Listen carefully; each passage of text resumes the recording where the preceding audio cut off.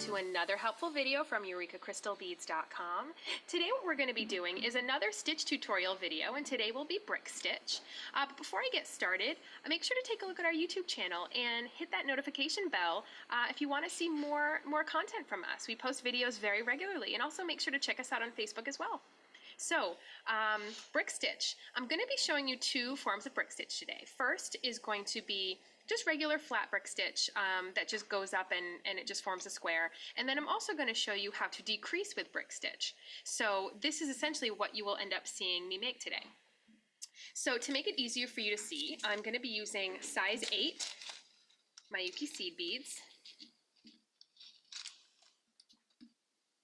Okay, and I have some 4-pound fireline here, and I know it might be a little tough to see it, but it's because I want to make sure that you can see this white fireline against the dark beads, because if you've never done brick stitch before, one of the interesting things about it is you actually have to deal a lot with the stitches of thread within the brick stitch.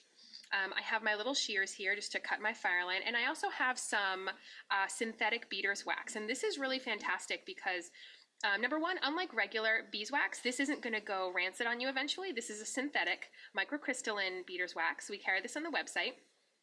And it helps with conditioning your thread if you're using something that's a bit more of a fibrous thread. But in this case with fireline, what it's great for is helping to keep your tension nice and tight on your beadwork. So that's what I love it for.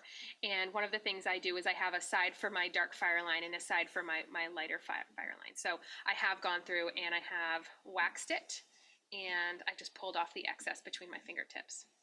So I'm going to start with picking up some beads, just 2 of the little size 8 beads. I'm going to bring this to the end, and I'm going to loop back up through the very first one,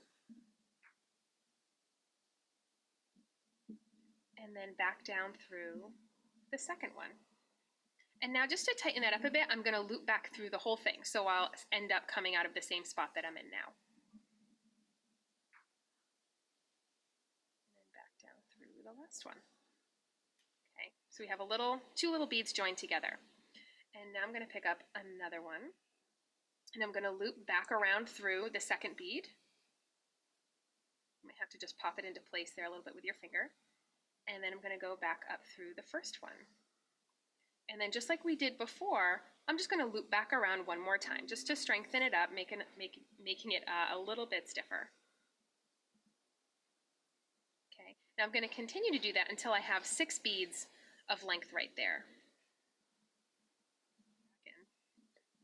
All right, so I'm just adding my 6th bead there. So I have my little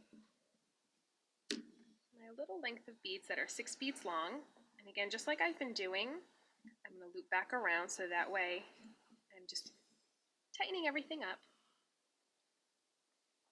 I'll give you a good shot at this in a second. So this is what we have here. Okay, again, 6 beads long. You can do this however long or as short as you want. I just find that for the sake of the demonstration and the size of the beads I'm using, I think this is pretty good. So to start my next row and to start the actual brick stitch, this is just sort of the little bit that gets you going.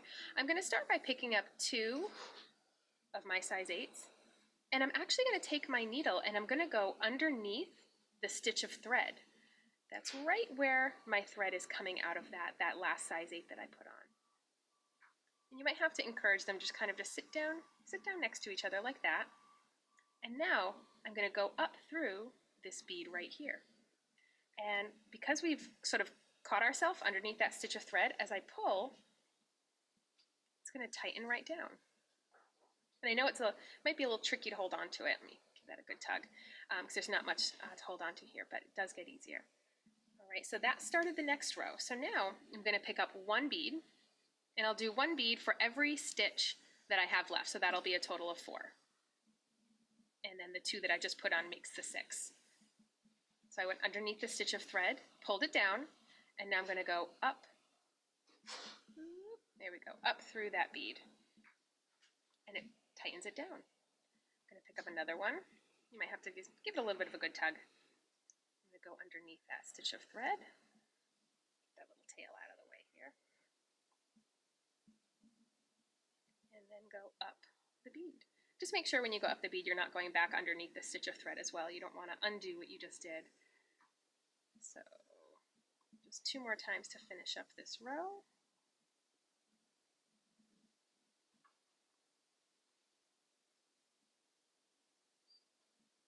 And then 1 more time. Just like that. So now we have a little snippet of brick stitch started, just like this. So to start the next row, we're going to do what we did over here, which is picking up 2 beads and going underneath the first stitch of thread. And again, you might have to use your finger just to pop that one down there. And I'm going to go up the one that's closest to where my thread is. And then I'm going to repeat that across the board, what I did in the first row, which is now 1 bead for every stitch of thread. And then when I go to turn around again, I'll do the 2 beads and then 1 bead for every stitch of thread. So I'm going to get a little bit more of this going, and I'll check back with you in a minute.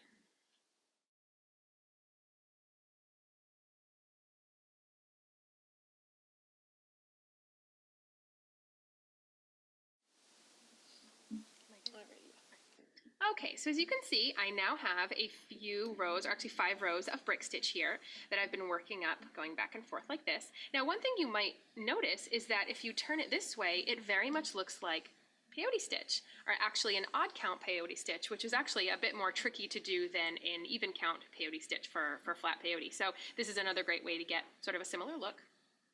And now I'm going to show you how you would decrease. Now this is really nice for the top of an earring, and then you could have fringe coming down, or this could be a great way to taper off a bracelet and attach it to a clasp. So I think it's always good to know how to taper this down. So what I'm going to do is I'm going to start by picking up the same 2 beads like I normally would to start the next row. However, what I'm going to do differently is I'm not going to go under the first stitch of thread, I'm going to go underneath the second stitch of thread. Again, you might have to encourage them just to sit a little lower. And you're going to go back through that second one there. Okay. And that one might sit a little bit funny, but once it has another row on top, it'll kind of help it stay down. And now the rest of the row will be the same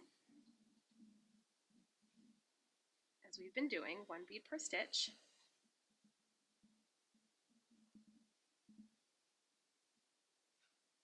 And I recommend using a larger bead like a size 8 bead when learning a new bead stitch. Sometimes it's just a little bit easier to see.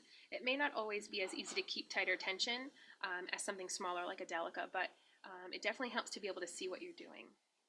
So now that I've finished that row, we can see that taper start to form, and I'm going to do the same thing. So this is just like the flat, only the only difference is instead of going under the first stitch when I pick up those initial 2, I'm just going underneath the second stitch.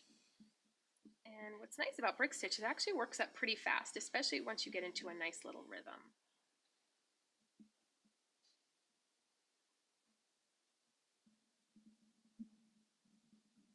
Okay, that last stitch.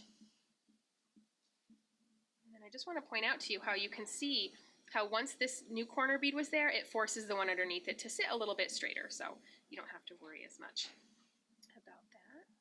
And then now just getting it finished off. So again, I have my 2. I'm going to skip and go to actually what's the middle stitch. Right now I have 3 stitches going across the top, so I'm going to go through the middle stitch.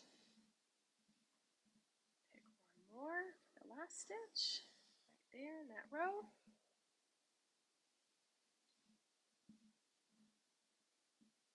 Now we're just sort of at the end, so I have 2 stitches here. Pick up my 2, go through the other stitch, not the one that's right near me. Go up the bead, and then my very last bead, which is just to pick up 1 bead because I'm now at the very tippy top. I can go right underneath the stitch of thread where I am now, and then go up, up that thread, up that bead. So you can see that now we have our brick stitch tapered down. And again, if you could actually just string beads back and forth between these 2, and that would actually be a really lovely bracelet.